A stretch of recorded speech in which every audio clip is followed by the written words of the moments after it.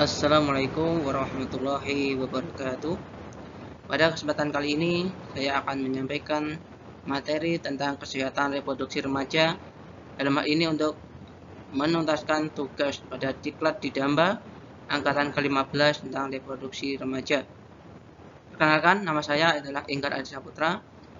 Saya adalah guru SD di SDN Bengkok 1 Kabupaten Sragen.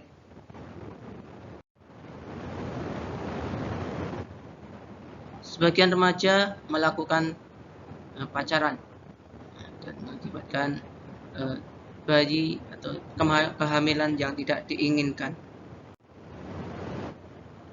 Ada juga sebagian remaja yang menggunakan nafsa atau alat suntik yang bersama dan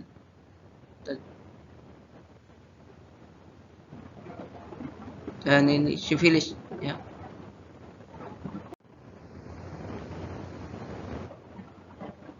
Juga yang melakukan aborsi dan juga terkena AIDS.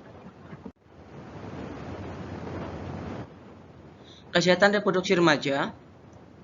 Kesehatan reproduksi remaja adalah suatu kondisi sehat yang menyangkut sistem fungsi dan proses reproduksi yang dimiliki oleh remaja. Sehat di sini bukan semata-mata bebas dari penyakit atau kecacatan, namun juga sehat mental dan sosiokultural. Ini menurut definisi WHO. Pendidikan kesehatan reproduksi. Pendidikan seks tidak ditujukan untuk mengajarkan mereka tentang hubungan seks, namun memberi pengetahuan tentang upaya yang perlu mereka tempuh untuk menjaga kesehatan organ reproduksi mereka. Setiap remaja mempunyai hak untuk mendapatkan akses dan informasi tentang kesehatan reproduksi berupa pendidikan seks.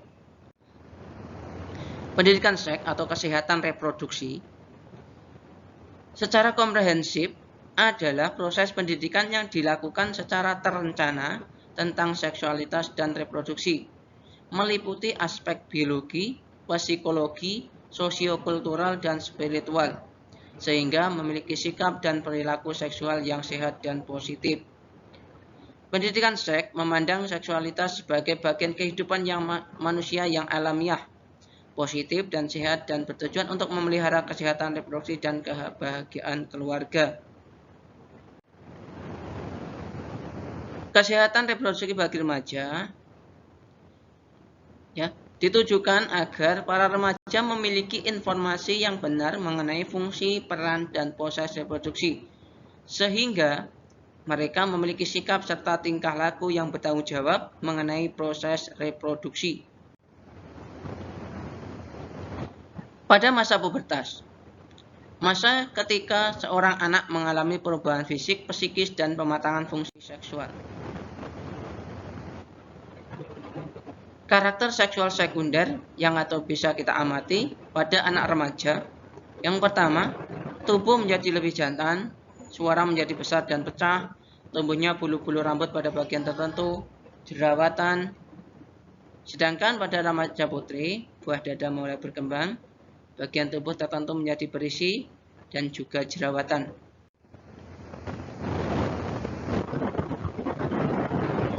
Sedangkan karakter seksual primer atau yang terjadi di dalam tubuh yang pada anak pria, remaja pria, yang pertama mimpi basah, yang kedua menegangnya alat kelamin pada saat-saat tertentu. Sedangkan pada wanita yaitu mengalami menstruasi. Ini adalah gambar pubertas pada remaja wanita dan anak perempuan. Pada organ reproduksi wanita ada di sini ada ovarium, tuba fallopi, ini adalah uterus, dan ini adalah serviks.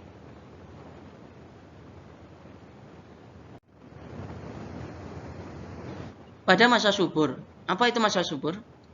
Adalah masa yang diperkirakan akan terjadinya ovulasi atau keluarnya telur, sehingga wanita tersebut dinyatakan subur karena siap untuk dibuahi dengan sperma yang datang. Waktunya yaitu 14 hari sebelum mens berikutnya untuk yang mempunyai siklus menstruasi ajak. Kurang lebih selama 6 hari, umur sel sperma 72 jam, sedangkan umur sel telur 24 jam. Ini adalah proses keluarnya sel telur dari ovarium menuju ke uterus. Ini hari 1, 24 jam, dan seterusnya sampai di uterus.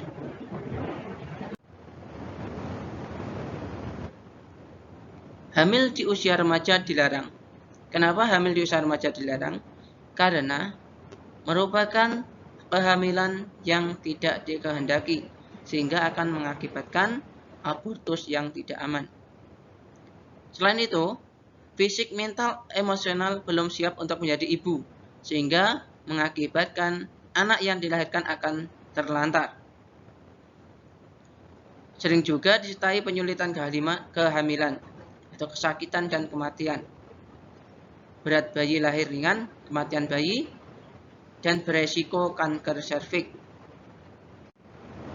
Nah, ini adalah serviks itu di sini. Apa itu serviks? Serviks adalah bagian terbawah dari rahim, penghubung antara bagian rahim dengan vagina. Ini adalah foto salah satu pasien yang terkena kanker serviks. Penyebarannya dari stage 1 sampai dengan stage 4A ada di gambar berikut. Kanker leher rahim berawal dari lapisan luar yang berbatasan dengan mulut rahim. Sel kemudian mengalami displasia atau pertumbuhan sel menjadi ganas. Fakta tentang kanker serviks. Yang pertama, disebabkan oleh human papillomavirus atau HPV. Di Indonesia sendiri, ada 15.000 wanita per tahun terkena kanker serviks yang mengakibatkan 8.000 berakhir dengan kematian. Mayoritas penderita wanita pada usia 30 tahun, wanita yang telah melakukan hubungan seksual aktif pada usia kurang dari 20 tahun, serta wanita yang banyak kelahiran. Penjagaannya bagaimana? Yang pertama, hindari faktor resiko, yaitu dengan melakukan vaksinasi kanker leher rahim, bisa dimulai dari umur 9 tahun. Atau juga melakukan pap smear 3 tahun setelah hubungan seks yang pertama atau saat usia 21 ke atas. Periksa pap smear secara rutin. Nah, ini adalah bayi yang telah diaborsi.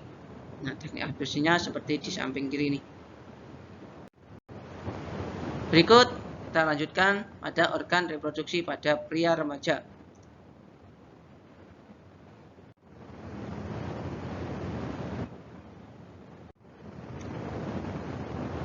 Ini adalah gambar sel sperma. Ini organ reproduksi yang non vaksektomi, yaitu pemotongan antara saluran sperma. Nah, gangguan pada reproduksi pada pria yang sudah lansia itu biasanya terjadi pembengkakan pada kelenjar prostatnya. Nah, prostatnya mengalami pembesaran, kalau yang ini adalah yang normal. Apakah Anda sedang mengetahui tentang HIV atau AIDS? HIV adalah Human Immunodeficiency Virus atau virus yang menurunkan kekebalan pada manusia yang mengakibatkan itu AIDS. AIDS adalah kumpulan gejala penyakit yang timbul akibat menurunnya kekebalan tubuh yang didapat. Bagaimana HIV melemahkan sistem kekebalan tubuh manusia? Pertama, HIV menyerang sel darah putih. Sel darah putih adalah seperti tentara, yaitu melawan infeksi. Namun, setelah HIV memasuki sel darah putih untuk perkembangbiakannya, HIV merusak sel tersebut, akhirnya membunuhnya. Akibatnya, sistem kekebalan tubuh semakin menurun yang mengakibatkan tubuh menjadi rentan terhadap segala serangan penyakit atau AIDS. Nah, ini adalah gambarnya. Kalau misalkan kita terkena diare atau batuk, itu sel darah putih akan melawan bakteri atau virus dari batuk tersebut, sehingga tubuh kita menjadi sehat lagi. Tetapi dengan adanya HIV yang masuk ke dalam tubuh, itu akan menyebabkan sel darah putih ini akan mati, sehingga tubuh akan menyebabkan kekebalan tubuh menurun. Bagaimana virus HIV itu? Nah, virus HIV itu ada di mana? Yang pertama, pada cairan darah atau materialnya, air mani, cairan susu, dan air susu ibu. Cara penularannya bagaimana? Yang pertama lewat cairan darah, yaitu dengan bisa transfusi darah, atau pemakaian jarum suntik yang tidak steril secara bersama-sama, atau pemakaian alat tusuk yang menembus kulit yang tidak steril dan dipakai bersama-sama. Nah, ini adalah contohnya melalui jarum suntik yang bergantian. Selain itu, cara penularan HIV atau AIDS yaitu dengan hubungan kelamin melalui vagina, anus, atau oral. Penularan melalui ibu yang HIV+ kepada bayi yang dikandungnya bisa terjadi pada masa kehamilan, proses persalinan, dan menyusui. Jadi, tidak semua penyakit infeksi menular seksual menampakkan gejala. Ada sebagian besar tidak bergejala, namun tetap berpotensi menularkan penyakit. Maka dari itu, kita sebagai guru wajib mengajarkan kepada anak-anak kita agar mengetahui kesehatan reproduksi mereka, sehingga mereka akan berhati-hati dalam bergaul dan lain sebagainya. Cukup sekian, terima kasih. Wassalamualaikum warahmatullahi wabarakatuh.